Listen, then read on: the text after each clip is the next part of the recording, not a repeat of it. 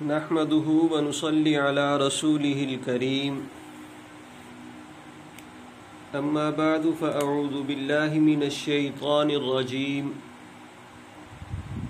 بسم الله الرحمن الرحيم هو الذي أرسل رسوله بالهدى ودين الحق ليظهره على الدين كله وَكَفَى بِاللَّهِ شَهِيدًا۔ اللہ رب العزت نے قرآن کریم کے پارہ نمبر 26 کی سورۃ الحجرات کی آیت نمبر 28 میں یہ بات ارشاد فرمائی کہ اللہ وہ ذات ہے جس نے اپنے رسول کو بھیجا بالہدی و دین الحق، ہدایت اور سچا دین دے کر، لیظہرہ علی الدین کلی، تاکہ وہ اس دین کو اور ہدایت کو باقی تمام ادیان پر غالب کر دے۔ وَكَفَى بِاللَّهِ شَهِيدًا، اور اس بات کی گواہی کے لیے اللہ کی ذات کافی ہے۔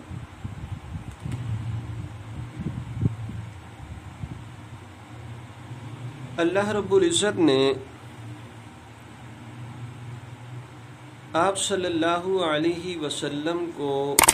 اس دنیا کے اندر دین حق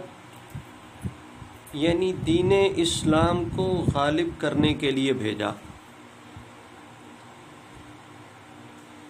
تو جیسا کہ گزشتہ دروس میں یہ بات چل رہی ہے کہ کسی بھی شخص کی زندگی کو، کسی بھی شخص کی سیرت کو اپنانے کے لیے اس شخص کی زندگی معیاری ہونی چاہیے اور ماننے والوں کے لیے اور اپنانے والوں کے لیے ایک آئیڈیل کی حیثیت رکھتی ہو۔ تو اس کے لیے بنیادی طور پہ 4 چیزوں کا میں نے ذکر کیا کہ ایسی شخصیت کے متعلق کہ جسے لوگ اپنا آئیڈیل یا نمونہ بنانا چاہتے ہیں، اس کے اندر 4 صفات کا بنیادی طور پہ پایا جانا ضروری ہے۔ نمبر 1 تاریخیت، نمبر 2 کاملیت، نمبر 3 جامعیت اور نمبر 4 عملیت۔ 3 چیزوں کے اوپر مفصل گفتگو ہو چکی۔ اب آخری چیز عملیت باقی رہ گئی کہ اس شخص کی عملی زندگی ایسی ہو کہ اس کے اندر کسی قسم کی کمزوری یا نقص ثابت کرنا انسانیت کے لیے ناممکن ہو، ورنہ اگر یہ چیز ممکنات میں سے ہو جائے تو ہر شخص اعتراض کرنے کے لیے تیار کھڑا ہے، اور پھر ایسا شخص اپنے پیغام اور اپنے نظریہ انقلاب کو لے کر کے آگے نہیں بڑھ سکتا۔ لیکن چونکہ اللہ رب العزت نے اپنے محبوب پیغمبر صلی اللہ علیہ وسلم کو جو دین دے کر کے بھیجا تھا، اس دین کو دنیا کے اندر موجود تمام ادیان کے اوپر غالب کرنا تھا، تو اس لیے ان 4 صفات کا مجسم بنایا آپ صلی اللہ علیہ وسلم کی ذات گرامی کو، اور ان 4 صفات میں سے کسی ایک صفت کو بھی لے کر آپ حضور اکرم صلی اللہ علیہ وسلم کی سیرت کو پرکھ لیں، دیکھ لیں، تو آپ کو آپ صلی اللہ علیہ وسلم کی سیرت میں کہیں سے بھی کسی زاویے سے بھی کسی قسم کی کمی نظر نہیں آئے گی۔ رسول اللہ صلی اللہ علیہ وسلم کی تعلیمات جہاں کامل اور جامع ہیں، وہیں ان پر عمل کرنا بھی نہایت آسان ہے۔ ایسا نہیں کہ تقریر تو بہت اچھی ہو گئی مگر عمل کرنا مشکل ہو جائے۔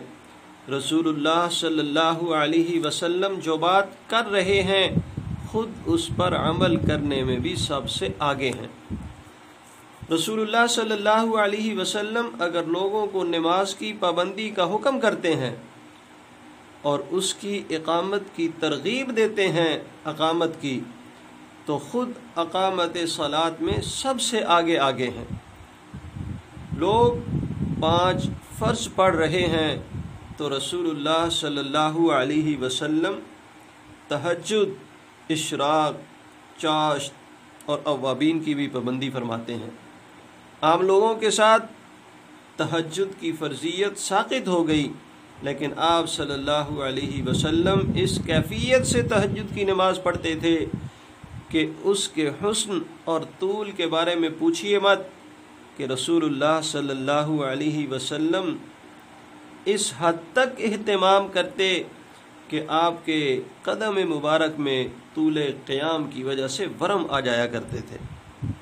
اگر رسول اللہ صلی اللہ علیہ وسلم نے لوگوں کو روزے کا حکم دیا تو مسلمانوں پر صرف رمضان کے روزے فرض ہوئے، لیکن رسول اللہ صلی اللہ علیہ وسلم ہر مہینے اور ہر ہفتے روزہ رکھتے تھے۔ کوئی مہینہ بلکہ کوئی ہفتہ روزے سے خالی نہ ہوتا تھا۔ مسلمانوں کو صوم وصال سے منع فرمایا اور خود صوم وصال رکھتے تھے۔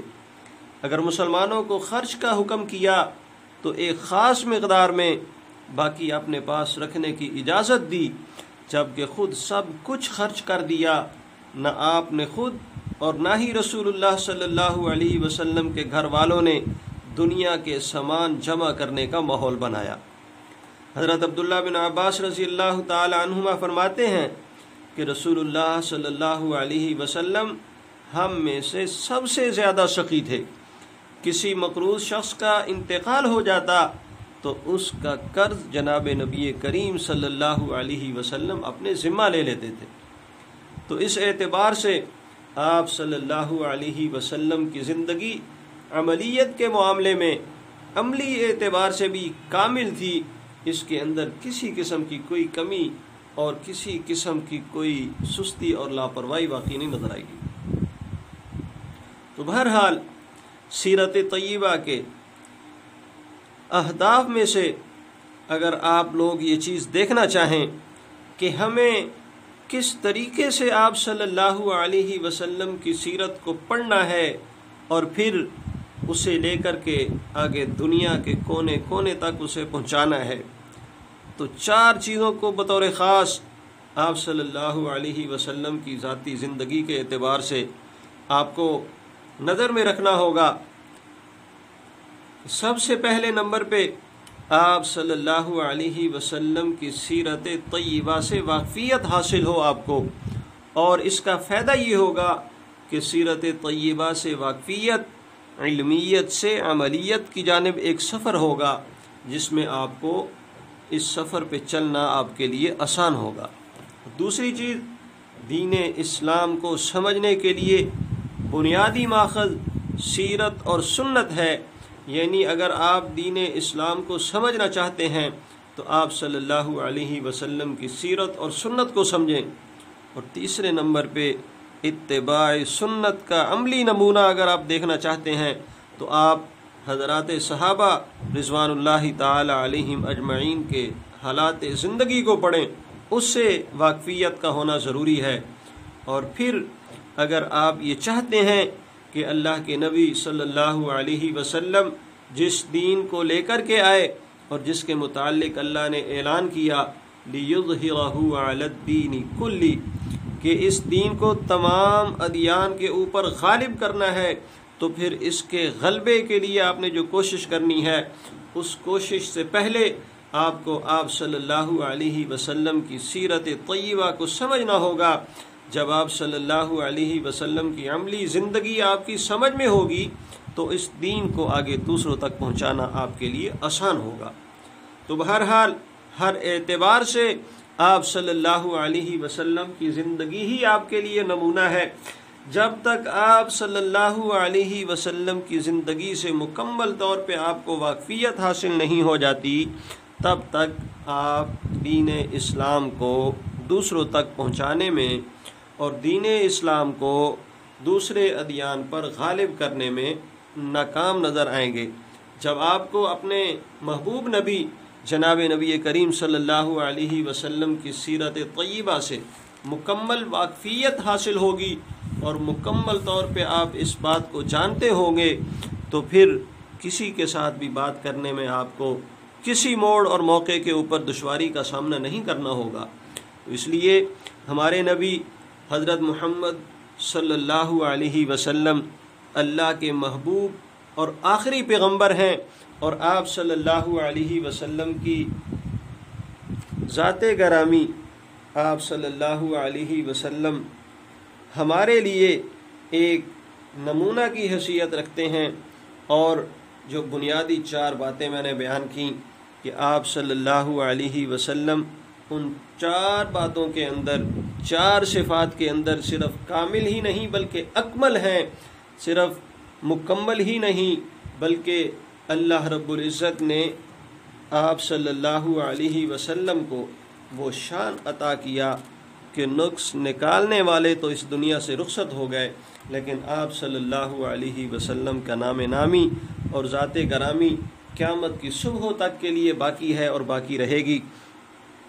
اللہ رب العزت سے دعا ہے کہ اللہ رب العزت ہمیں آپ صلی اللہ علیہ وسلم کی ذات گرامی سے سچی محبت اور سچا عشق عطا فرمائے، اور اس کی عملی صورت یہ ہے کہ آپ صلی اللہ علیہ وسلم کی زندگی کو پڑھا جائے،